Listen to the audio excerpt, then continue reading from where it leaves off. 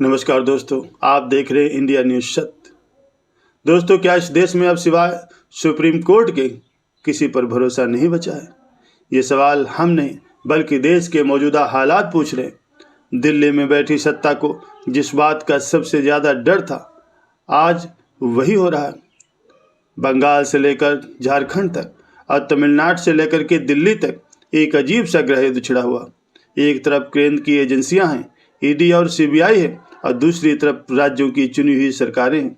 लेकिन अब लड़ाई कोर्ट रूम से निकल करके सड़कों पर आ गई।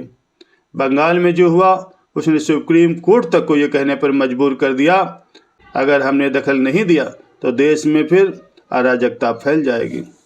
दोस्तों, हम आज समझेंगे कि आखिर 2026 की शुरुआत में ऐसा क्या हो गया कि ममता बनर्जी खुद रेड मारने पहुंच गई और सुप्रीम कोर्ट को कहना पड़ा कि कानून का राज खतरे में है। कहानी की शुरुआत होती है पश्चिम बंगाल से। आरोप लगता है कोयला घोटाले का, लेकिन दिलचस्प बात यह है कि घोटाले के बाद 2020 की है और ईडी की नींद खुलती है ठीक 5 साल के बाद, यानी जनवरी 2026 में। ईडी की टीम चुनावी रणनीतिकार कंपनी के दफ्तर पर छापा मारने पहुंचती है। दावा किया जाता है कि कोयला घोटाले का पैसा यहाँ लगा है, लेकिन तभी एक अभूतपूर्व घटना घटती है। आमतौर पर ईडी को देखकर लोग डर जाते हैं, लेकिन यहाँ खुद राज्य की मुख्यमंत्री ममता बनर्जी अपनी पूरी पुलिस फोर्स के साथ उस जगह पहुंच जाती हैं जहां ईडी रेड कर रही थी। इसे आप क्या कहेंगे? ये सिर्फ एक रेड नहीं थी, ये सीधे तौर पर केंद्र की सत्ता को चुनौती थी। ममता बनर्जी का कहना था कि चुनाव करीब है और ईडी उनके चुनावी डाटा की चोरी करने आई है ताकि बीजेपी को फायदा पहुंचाया जा सके। मामला सुप्रीम कोर्ट पहुंचता है और यहाँ जो हुआ उसे हर भारतीय को सुनना चाहिए। कोर्ट रूम में solicitor general Tushar Mehta ED की तरफ से और कपिल सिब्बल बंगाल सरकार की तरफ से के बीच जो भी बहस हुई, उसने ईडी की मंशा पर कई सवाल खड़े कर दिए।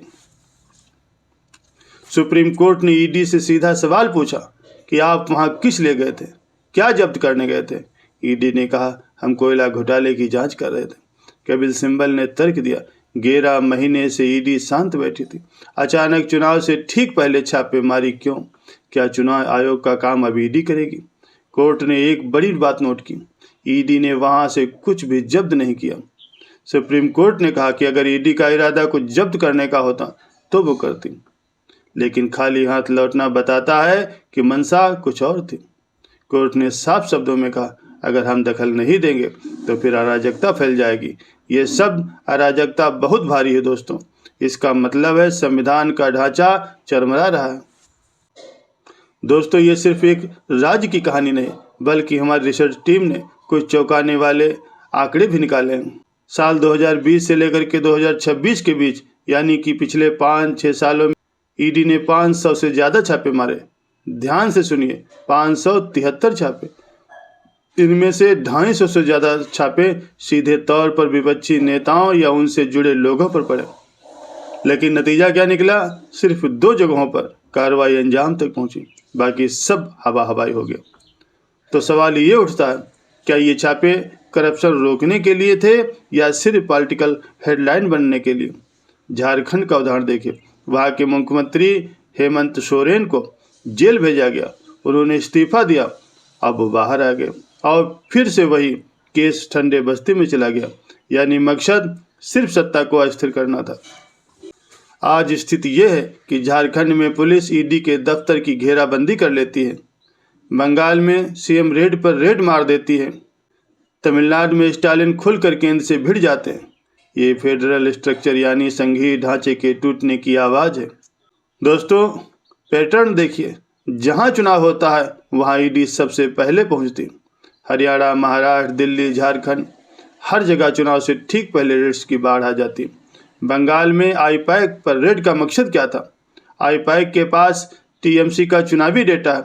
कपिल सिब्बल ने कोर्ट में यही कहा कि ईडी को मनी लॉन्ड्रिंग से नहीं बल्कि उस लैपटॉप से मतलब था जिसमें चुनाव की रणनीति छिपी थी।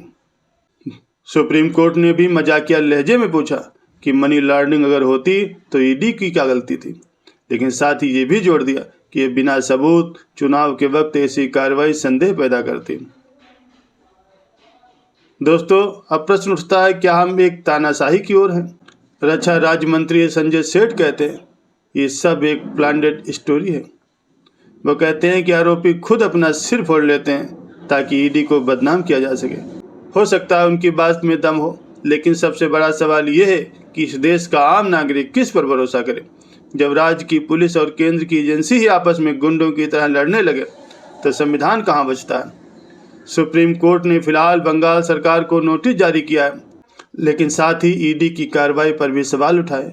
लेकिन ये लड़ाई अब भ्रष्टाचार बनाम ईमानदारी की नहीं रही, ये लड़ाई अब दिल्ली का अहंकार बनाम राज्यों का अस्तित्व बन चुकी। दोस्तों, अगर संस्थाओं का इस्तेमाल सिर्फ चुनाव जीतने के लिए ही होगा तो लोकतंत्र का फिर मतलब क्या रह जाएगा।